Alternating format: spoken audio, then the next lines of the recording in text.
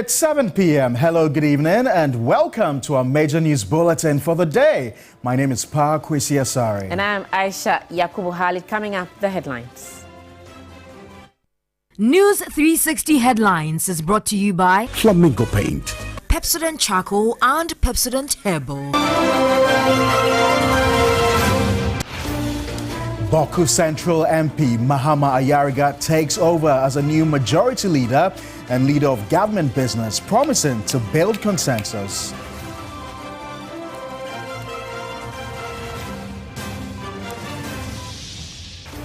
Ghana Statistical Service report shows high prevalence of underage sexual activity in Galamsey hotspots, seeing alarming rise.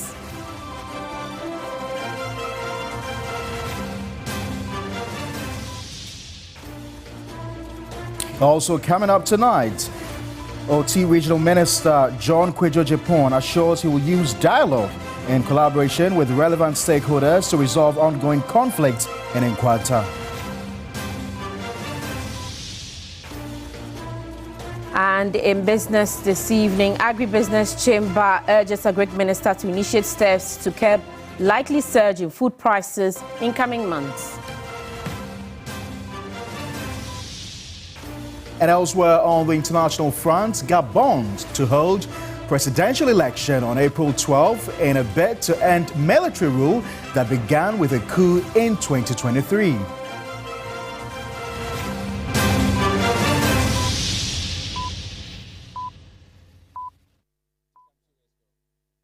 We've got details of all these stories plus many more coming up in the next 60 minutes. Remember, we're streaming live on Facebook. We're also live on your DSTV channel 279. You can join us with your views, comments and suggestions on any of our top stories this hour.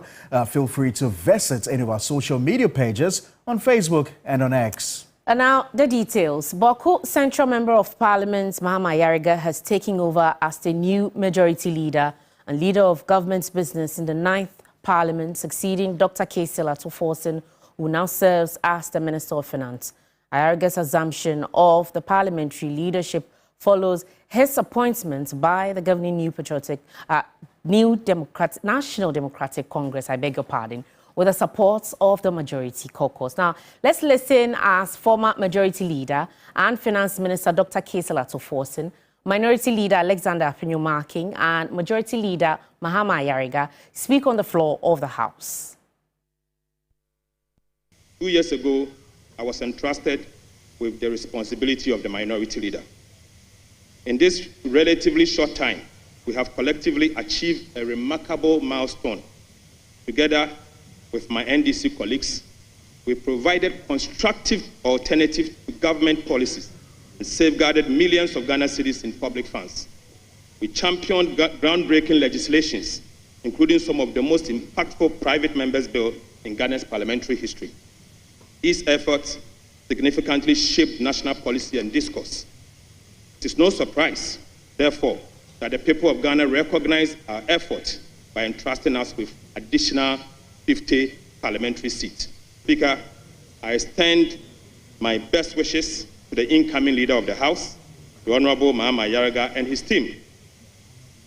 May they be guided by wisdom and grace as they steer the affairs of this House to oversee the successful conduct of government business.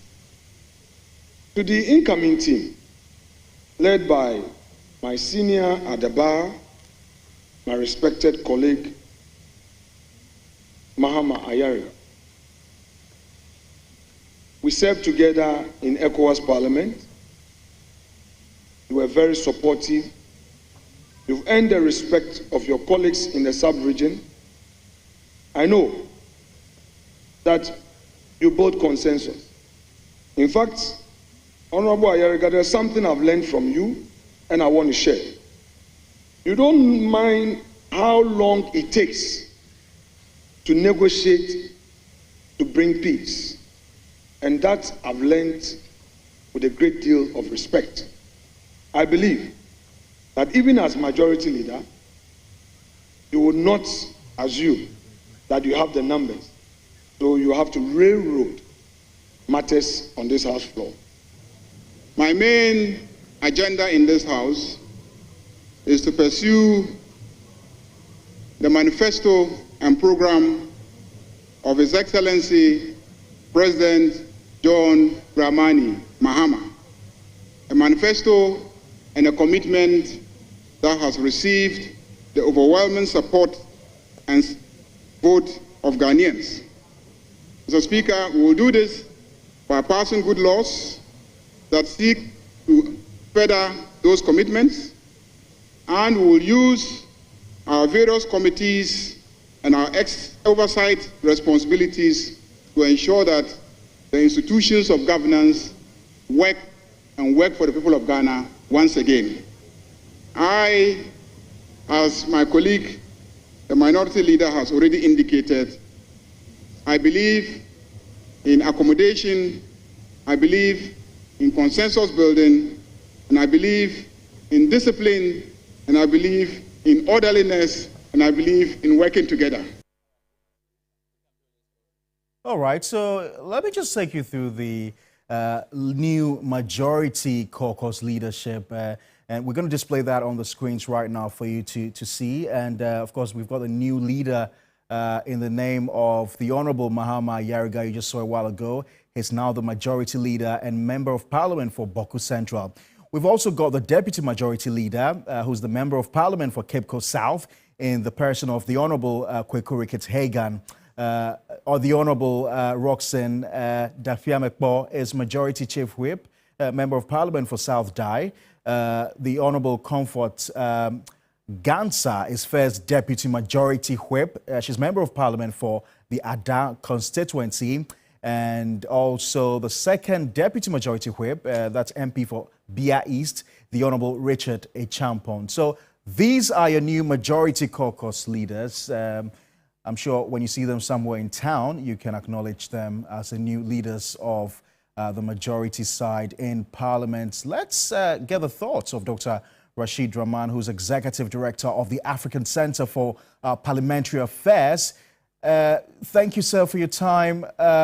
You have worked several years in Parliament, and I know you know about the workings of Parliament. You definitely must have encountered Mahama Yariga during your workings in Parliament. What are your thoughts about him as a new majority leader?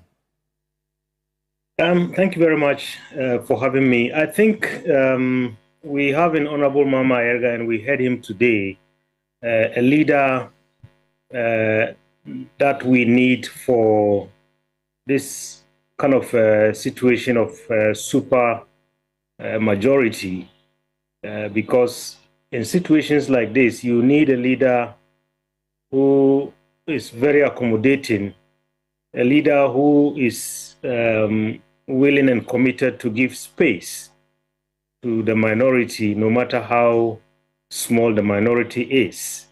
In this parliament, the NDC can get whatever it wants, but we don't want a one-sided parliament. We don't want a parliament where we see the NDC always using its majority to get its way without any space for constructive dialogue and sometimes criticism from the group that Ghanaians will rely upon to hold the government to account.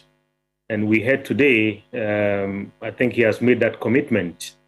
He has a very good temperament, and I think he is one who, even when in the past his party is not on the right path, has been one who would point that out to his party.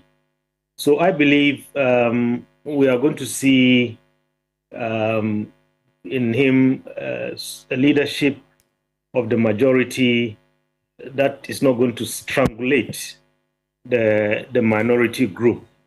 And we know he's not also dramatic. So I believe, those are some of the temperaments that we need for this time and for the kind of numbers that they have in the House. Are you worried about the, constant, if I may use that word, replacement or reshuffle in the leadership of Parliament. I mean, we saw Haruna Idrisu. He must have served for a bit of a time. Atu Kesel Forsen, if I'm right, did not serve for more than 2 years. Do you have a difficulty with that? I know some people say we need some consistency in the leadership of Parliament. Yes, indeed. I think if you look at the Right Honourable Speaker, we saw him as minority leader, majority leader, straddling a number of, 10 years of the NDC and the MPP. We saw in the leadership of Honorable Chairman Sabonsu, he was minority leader, he became majority leader, and definitely you could see their contribution to our parliamentary democracy because of the experience that they gained in consistent leadership. I believe perhaps is the times that we live in. If the NDC was still in opposition in this 9th Parliament, I believe we wouldn't have seen some leadership change. Unfortunately, well, maybe fortunately for those who have been nominated to go into government, because of the structure of our democracy and our governance architecture, they've been called to the executive, and that has created the gap because they can't hold that position, the new positions, and at the same time lead their caucus in Parliament.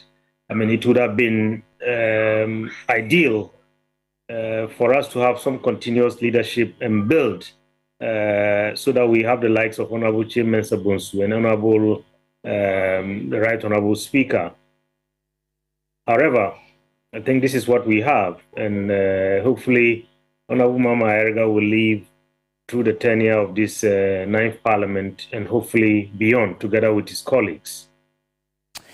Thank you very much. Rashid Rahman is Executive Director of the African Center for Parliamentary Affairs. Meanwhile, some members of Parliament have been reacting to the new leadership and what they expect from the team.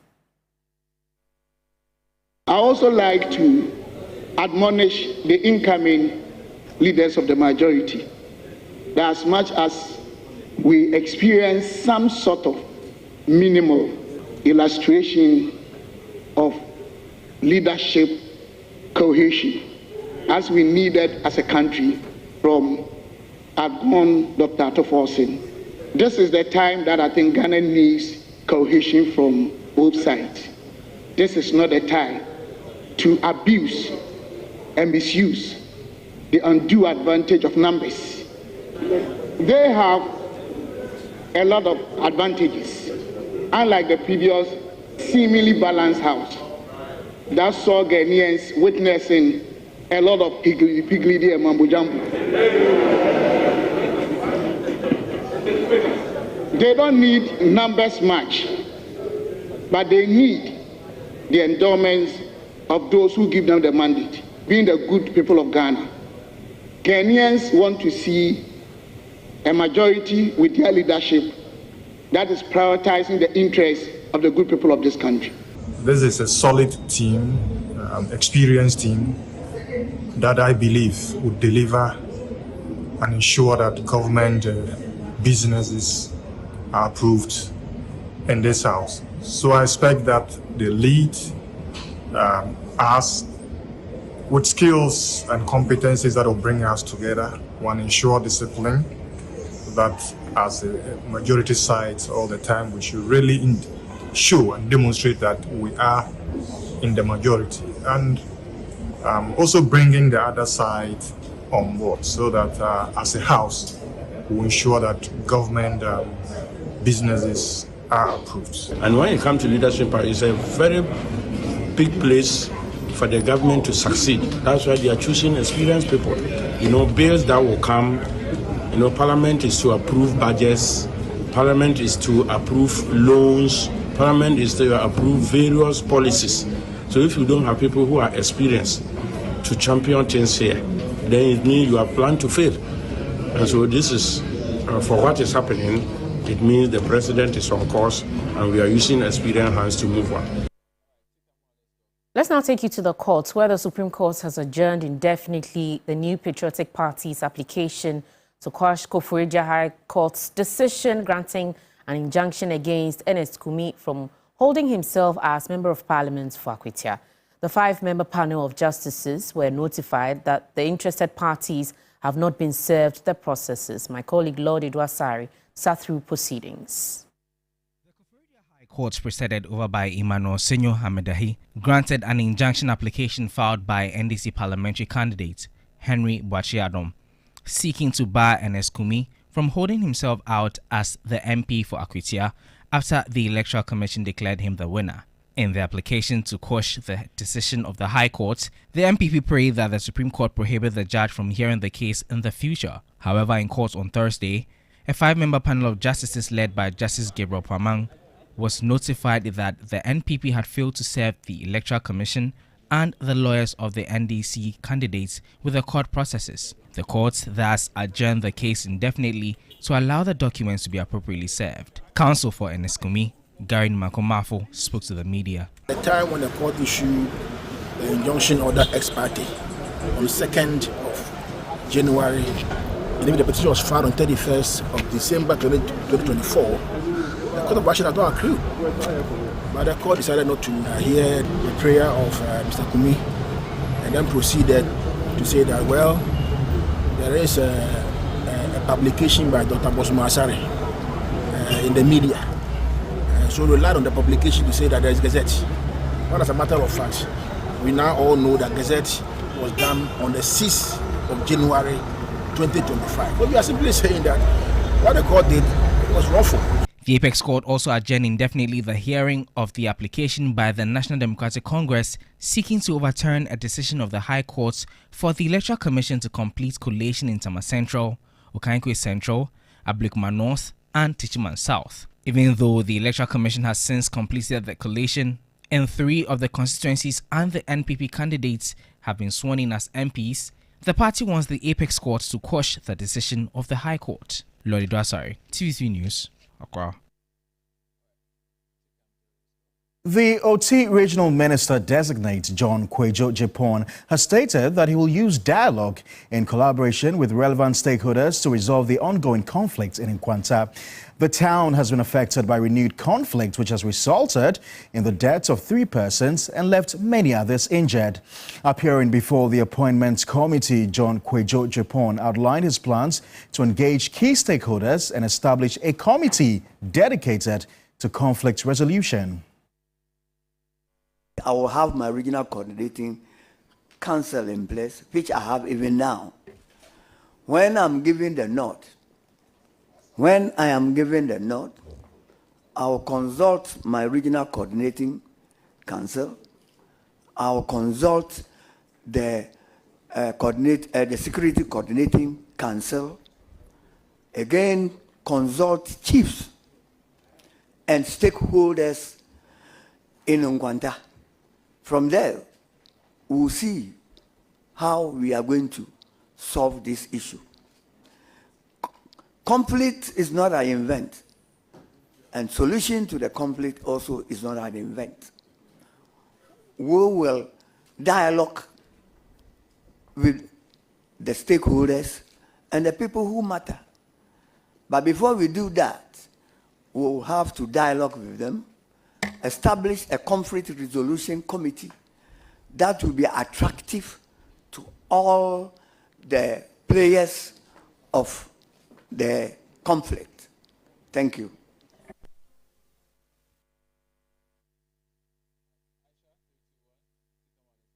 And at the presidency, President John Dramani Mahama has committed to moving the Information Services Department from the defunct Information Ministry to the presidency. The move, President John Dramani Mahama opines, is to modernize the department into providing effective and cutting-edge government communication. The president has also intimated that his government will not be intolerable of dissenting opinions. The government I lead is not an intolerant government. And if people speak and criticize us, we're not going to come and harass them and hound them and give them threatening phone calls. And so I believe that the church can speak freely, the media can speak freely, and we will take it as, you know, a positive instrument for correcting whatever they are referring to. One of the things that remain to be done is to bring the Information Services Department under the presidency and modernize that organization from a civil service organization into a modern organization that gives guaranteed information flow to the public in respect of whatever government is doing. The days of the cinema vans, Siniabo is gone. Now we have all kinds of new instruments of communication. That department must be reformed. And so you can bet that consultancy is right in your hands to see how we restructure, ISD, how we restructure Ghana News Agency. You know, I think that if we create a certain synergy, modernize these organizations, they will serve as a good platform for government's communication with the public in terms of making as much information available as possible. A reminder, you're still watching News 360. This is our major news bulletin for the day. We're streaming live on Facebook. We're also live on your DSTV channel 279. Now, findings from the Ghana Statistical Service reports reveal a concerning prevalence of underage sexual activity and multiple sex partners amongst adolescent boys and girls in various districts, particularly in areas where illegal mining activities known as galamsey are prevalent. Now, experts warn that this alarming trend could lead to significant social and health issues, adversely impacting the well-being of these young individuals. According to the 2022 Ghana Demographic and Health Survey, 10.2% of adolescent girls had engaged in sexual intercourse before the age of 15 as of 2022. The prevalence of sexually transmitted infections, STIs, among female adolescents aged 15 to 19 rose threefold from 2.2% in 2003 to 7.1% in 2022. For male adolescents in the same age group, the increase was even more significant, rising more than fivefold from 2.2% to 12.5% during the same period. On the sidelines of the release of district-level reports on the utilization of maternal health care services and adolescents' risky sexual behavior by the Ghana Statistical Service, GSS, and partners, Director of the Methods and Standards Directorate at GSS, Dr. Peter Techipepra, provided insights into the district-level findings. For females, we realize that the problem is, or the situation is relatively higher in Ashanti region. Of course, it cuts across all the districts in the country, but the prevalent or the highest are in the districts in Ashanti. I think the first 10 districts with high prevalence were in Ashanti region, of which attention has to be paid to. Likewise, that of the males, the higher prevalence were in districts in Eastern region, especially Krobo area. On the part of the females in Ashanti region, Bono, Western North, Western region, the question is, what is happening there? You could see that these areas are also areas where we have a lot of galamsey activities. So a lot of men have moved in there. Could it be that they are gradually coercing these girls, enticing them with money to get into early sex? Some may get pregnant at their tender age if they are not well developed. What will be the health implications? Assistant Chief Statistician at the Ghana Statistical Service, Dr. Kubina Bekansa, provided information on data disaggregation at the district level to assess the variations in maternal services across different regions of the country. The regional pictures are looking good in terms of antenatal health care, the services. If you talk about postnatal care, if you talk about places of delivery, the percentages are good compared to 2014. But then when you go down to a district level, we've seen that there's a huge variation. The numbers at the district deviate so much from what's at the region. So if you are not careful, you will say that, oh, Ahafo region is doing well. Meanwhile, when you go into Ahafo, you may have some districts that are performing so badly, but those districts have been subsumed by what is happening at the national level. So now that we have made this information available to the Ghana Health Service and then the Ministry of Health, our hope and expectation is that they will target some specific district where the numbers are low, comparing that one with what's happening at the region. Experts are urging the government to intervene promptly, highlighting the importance of proactive measures to ensure the complete well-being of the youth. We need to intensify the education, and the Ghana Education Service also need to revise their note to see the kind of education that they are providing for our children when it comes to sexual education. Because if you look at the age bracket, you expect that all those children will be in school. So if parents are not supposed to do what they are supposed to do, then our educational system should be able to provide the needed education that the children need in order to know when and how they should engage in sexual activities. Safwa Bwahine, TV3 News, Accra. We now head to the Volta region where vetting of MMDCE applicants has begun in Ho. In all, 278 applicants from the 18 municipalities and districts in the region are expected to appear before the panel. Correspondent Faisal Abdul Idrisu has been monitoring the process and has come through with the following report. Vetting of municipal and district chief executive applicants for the Volta region began on Tuesday, 21st January 2025. So far, 96 applicants from the Hohwe, Afajato, Pando, Central and South Tong districts have appeared before the vetting panel, with the process scheduled to be completed on Tuesday, 28th January 2025. His Excellency John Dramani Mahama is coming to the region tomorrow. So because of that, originally the vetting is to end on Monday, but due to that, we postponed that of Anglo and Keta to Tuesday. This year's process has received some high level of interest, with 278 persons across the region putting in application.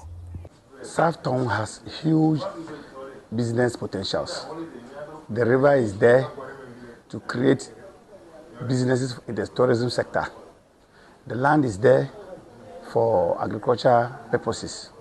So if, God willing, I am elected or nominated as the DCE for South Tong, we are going to tap into all these potentials of the district to bring work to the people for sustainable income. In South Tong, no woman has ever occupied that seat. But that is not the main reason why I deem it fit that I should occupy the seat. I have a lot of programs to lift up the face of South Tong by bringing investors, opening avenues to the youth, and then building the party. Chairman of the vetting committee, Egypt Koma Kudoto, has been urging applicants who may not make the final cut to support whoever is finally chosen. With their qualification exceptional, these are people that have solid track record in party organization, in the issues of decentralization. A lot of them who came once at a time, presiding members, assembly members, so solid knowledge about the district assembly concept. And of course, that's one of the things we are looking out for. Even before we start the vetting process, we gather all the applicants and engage them and get them to believe that this whole agenda is to see development in their various districts. And once an individual emerges out of the numbers, they should rally behind that person, share their vision, the various issues that inform them for which reason they wanted to be DC. The final report from the vetting committee, which would include the final 3 applicants to be shortlisted and also the recommendations, would be ready latest by February 3rd. But until then, applicants would have to wait for their fate to be determined. Reporting here from the residency and for TV3 News, Faisal Abdul Idrisu. There's more coming up after this.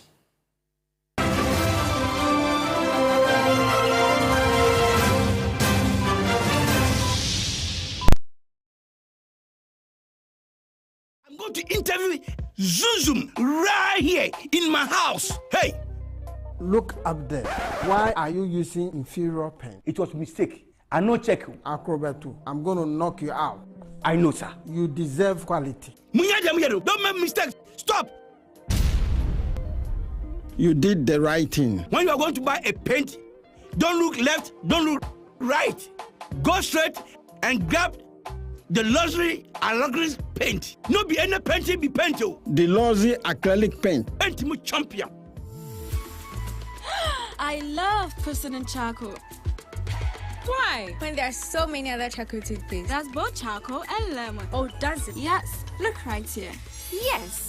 Pepsodent Charcoal has 2 of nature's powerful whitening ingredients. With the power of activated charcoal and lemon essence, it removes stains and whitens teeth naturally. Convinced? Well, I am. Just look at your beautiful Pepsodent smiles. For naturally whiter teeth, Pepsodent Charcoal.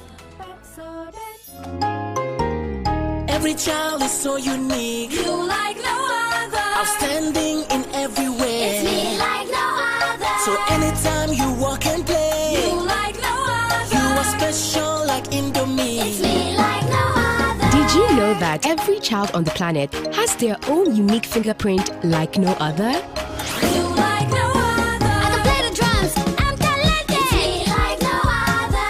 I can sing. I can dance. You like no other.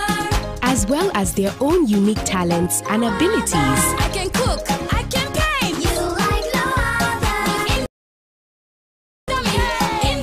You like no other.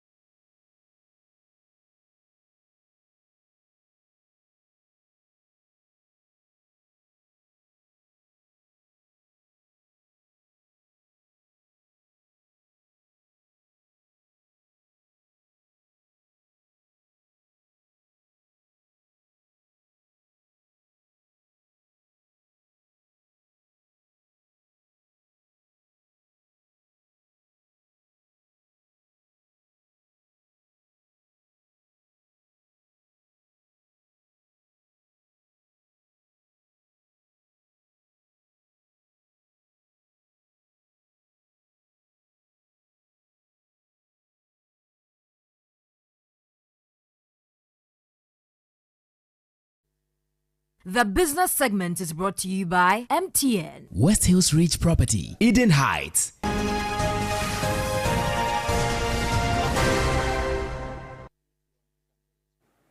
Good evening. It's time now for some business news on News 360. My name is Menu Afol. The Chamber of Agribusiness Ghana is warning of imminent food price hikes across the country due to prolonged drought conditions. Chief Executive Anthony Morrison says the declining harvest over the past 2 seasons is exacerbating the situation, calling on the newly sworn-in Minister of Food and Agriculture, Eric Opoku, to act swiftly to prevent a potential food shortage. Ghana's agricultural sector is reeling from the effects of a prolonged drought, with experts predicting a sharp rise in food prices. The Chamber of Agribusiness Ghana says poor harvests in the last 2 seasons have left the country vulnerable. The balance sheet is not looking good. Already we are seeing some upward increase in food prices on the market. Ginger has gone up, tomatoes, onion are going up. Our harvest the previous 2 seasons haven't been the best, especially due to the drought issues, the climate. So we don't have enough rice in the system. We don't have enough maize in the system, groundnut and beans. So there'll be a lot of upward reviews when it comes to our food price. The chamber is calling on the Minister of Food and Agriculture, Eric Opoku, to prioritize measures to address the crisis. The industry is ready to collaborate with government, just as we've done with the previous government. So we begin to look at how we can provide all these kind of support mechanisms to make sure that we are able to bring food price to the barest minimum for the public and the consumers. With food security at stake, stakeholders are urging swift and decisive action to avert what could become a major crisis for households across the country. In more stories, energy strategist Dr. Yusuf Suleimana has predicted that the United States of America's exit from the Paris Agreement announced by President Donald Trump will lead to a decrease in global crude prices, ultimately resulting in lower fuel prices at local pumps. The Paris Agreement, adopted in 2015, aims to limit global temperature increases to well below 2 degrees Celsius above pre-industrial levels. U.S. President Donald Trump, in a televised announcement, said the United States will withdraw from the Paris Climate Accord, claiming that the agreement, if implemented, would cost the United States $3 million in lost GDP and 6.5 million jobs. However, energy strategist Dr. Yusuf Suleimana believes that the move will drive global crude prices down, which will translate into lower pump prices in consumer countries. Just after the announcement, we see the benchmark for both the WTI and Brent dropping again. Now it's below 80, 78, and the likelihood that it will still go down. And Trump is going to live by the promise. He further urged that greener energy advocates focus on developing more efficient technologies to make renewables more competitive to drive natural transitions. The champions of green energy should move beyond world getting warm, sea level rising. That is a given. Everybody knows that. They have to be able to gravitate towards getting renewables to be competitive enough to have credible answers to global energy security, as in energy affordability, energy dependability, energy availability, and then the quality of energy. Away from that, Samsung has launched its highly anticipated Samsung Galaxy S25 series with the latest innovations. The Galaxy series comes with advanced technologies and features aimed at making life easy for Samsung users. Wait is finally over. Samsung's highly anticipated Galaxy Unpacked event has arrived. The device showcases the latest innovations in the Galaxy S series and groundbreaking advancements in AI technology. The Galaxy S25 series stands out with its support for 20 languages, enhanced by the Gemini language model. Say hello to effortless screen sharing and live video chats. With these cutting-edge features, Samsung continues to push boundaries, ensuring customers stay connected and ahead of the curve. Stay tuned for more from Galaxy Unpacked. Head of Mobile Division, Samsung Ghana, Baba Musa Al-Hassan, highlighted the benefits and guarantees of the Galaxy series. We are seeing the new trend in mobile market, which is the AI. And the introduction of Galaxy S25 is going to open a new world of mobile innovation. We have seen the market responding to the technologies we introduced into the market, into Ghana here positively. And the prices we have are same prices actually globally. And to make it more affordable, like I mentioned earlier on, we have other finance partners to offer our product on flexible terms to make sure that average Ghanaian is able to purchase some on good terms. Based on that, we believe that we'll be able to achieve some milestone in Ghana here.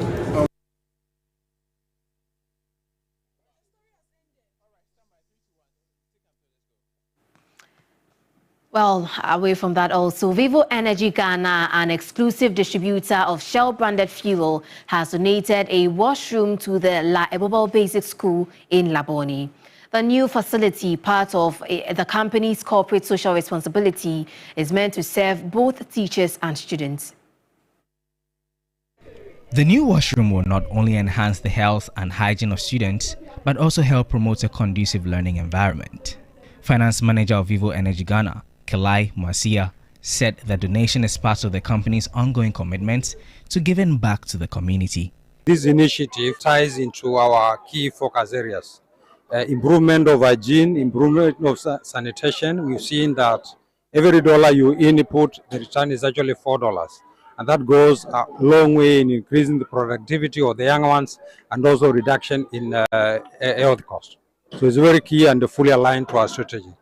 Corporate Communications Manager of Vivo Energy Ghana, Shelley Tony Kum, mentioned other projects that the company has undertaken for the school. We started a project called the Cycling.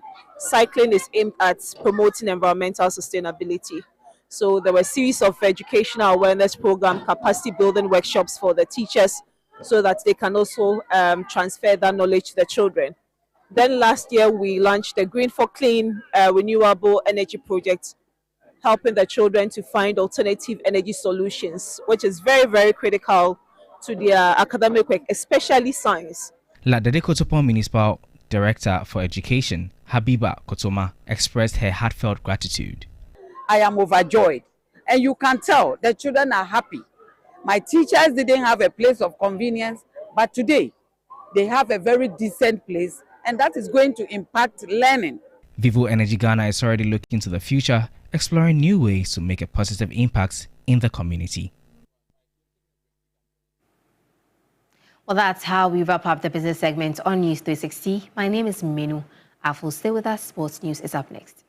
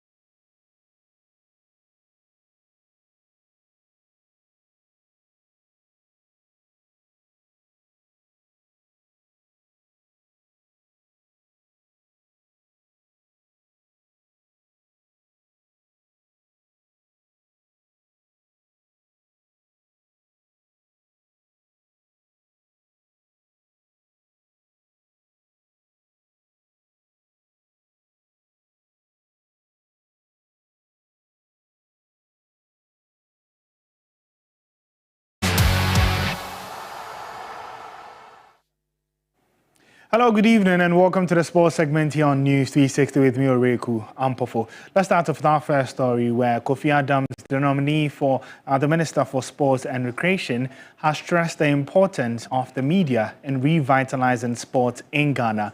In his first public address since his nomination, Adams highlighted the collaborative effort that would be required to bring back the love for Ghanaians.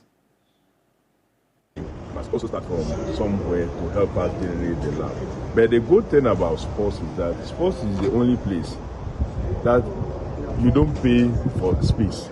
All of you speaking to me in the mornings and in the afternoons, you have platforms dedicated to discussing sports.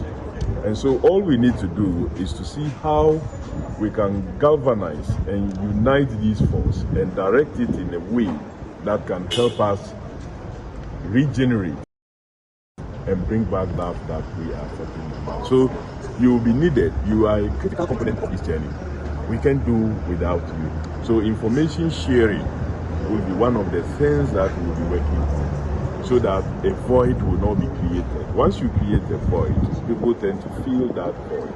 And what they feel with the void may not be palatable. So it is important that we work on all these things. But unity, as I said, is very important. We need it. All right. 2 things. Well, let's do some more. And news just coming in is that Ghanaian striker Jerry Efriye has completed his transfer to Al Qassia from Thoughts FC. The 20-year-old has signed a contract with the Saudi club until 2028 and will join Spanish third-tier side CD Lugo on loan till the end of the season. The 20-year-old has been one of Ghana's hottest prospects in the past year, helping the country to a gold medal at the African Games where he scored the winner in the final against Uganda. The young striker has made a remarkable mark on the football scene, also being named as the best player of the 2024 WAFU Under-20 Championship in Togo, where Ghana finished as runners-up behind Nigeria. His standout performance included clinching the Golden Boot Award, netting an impressive 5 goals in just 5 matches. And Efriye became the first player from Ghana's third-tier league to be called up to the senior national team in November 2024 for the Africa Cup of Nations qualifier matches. He made an immediate impact by scoring on his debut against Niger. Even though the Black Stars lost by 2-1, the former Thoughts FC striker attracted interest from a number of clubs but settled for Al Qassia, who are currently third in the Saudi Professional League.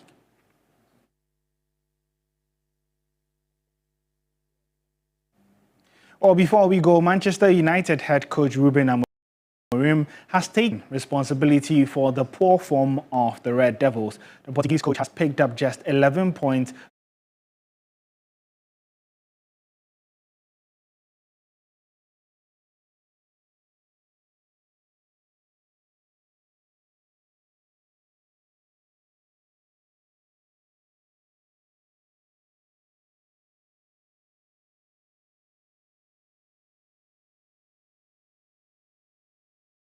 we are performing really bad and our results are really bad in the moment. So it's everything together, the players, the staff, the technical stuff. So I'm not taking responsibility. I'm just pointing that I'm the biggest responsible of the performance and the results because I'm the coach and I have that responsibility.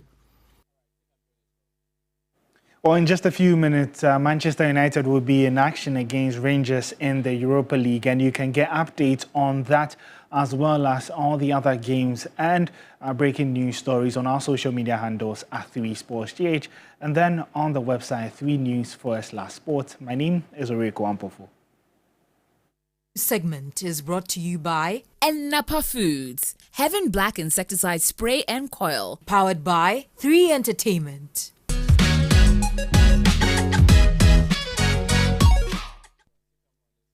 In entertainment news this evening, the Minister Designates for Tourism, Culture and Creative Arts, Jifago Mashi, has shared insights into the Black Star experience and its role in revitalizing Ghana's tourism potential.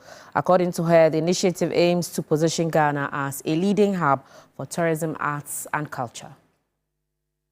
In our country, we admit that our symbol and what we stand for is the Black Star of Africa, given to us by the first president of the Republic of Ghana, Kwame Nkrumah. The idea of having the Black Star as the center around which we are going to revolve tourism, culture, and creative arts is in its right place, because across Africa, wherever you go in the world at large also, people acknowledge us as being the Black Star of Africa. The Black Star experience is not an event. It's a culmination of all the things that we have been doing and will do to celebrate and promote our country as a destination for tourism, culture, and creative arts. The ideas around it revolve around what various districts and regions can do themselves to celebrate what is unique to those communities. It is also an opportunity for us to have mainstream culture, tourism, and creative arts, so that departments, agencies, and ministries will together see what components of their mandate can be hinged to my sector or our sector as creative artists, as cultural activists, as a Ministry of Tourism, Culture and Creative Arts. So it's a broad base of the various ways in which we can look at celebrating our uniqueness as a Black Star of Africa. Also, seasoned gospel singer Dinah Hamilton has officially launched the 2025 edition of her annual gospel concert, Awake Experience with Dinah Hamilton. The highly anticipated event, which will feature some of Ghana's finest gospel artists, is set to take place on February 16 at the ICGC Christ Temple in Accra, followed by performances in Kumasi on February 23 and in Sunyani on March 2nd.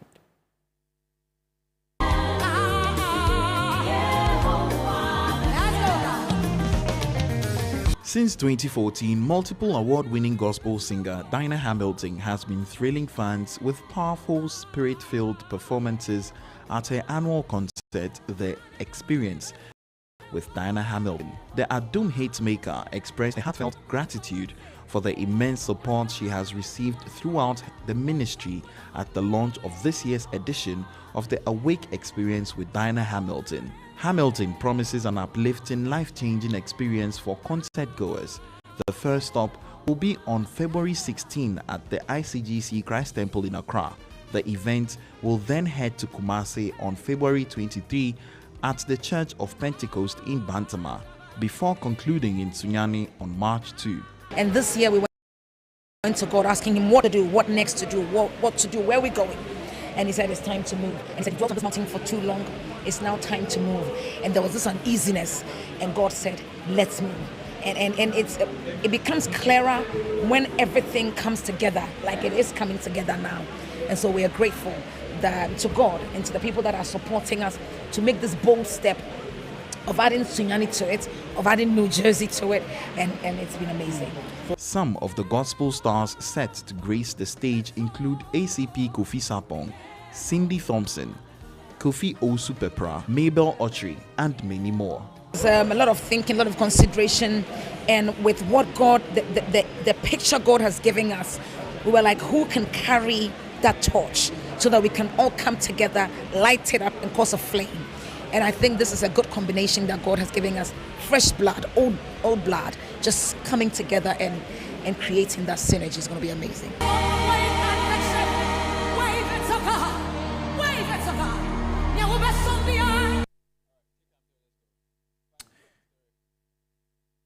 Time now for some sports of international news.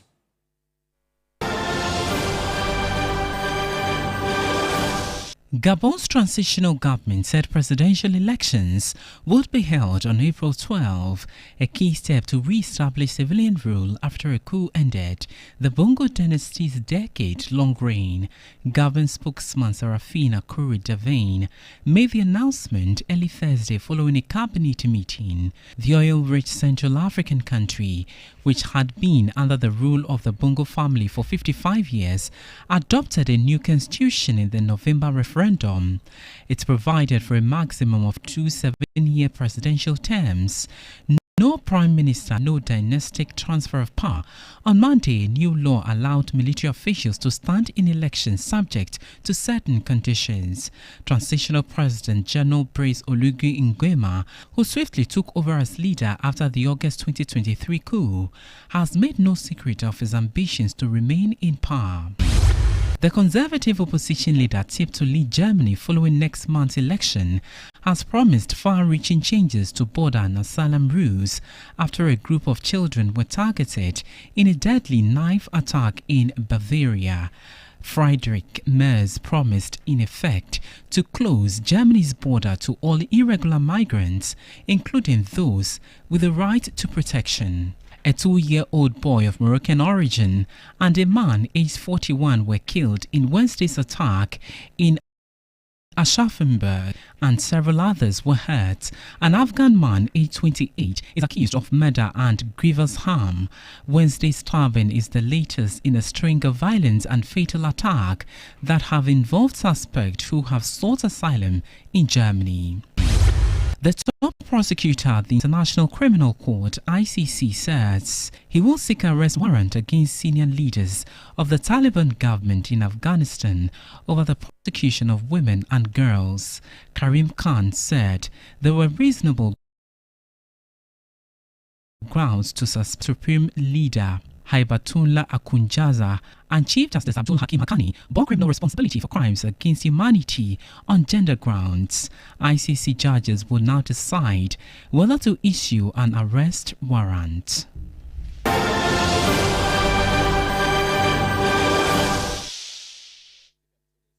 Well, that's all for News 360. Thanks very much for watching.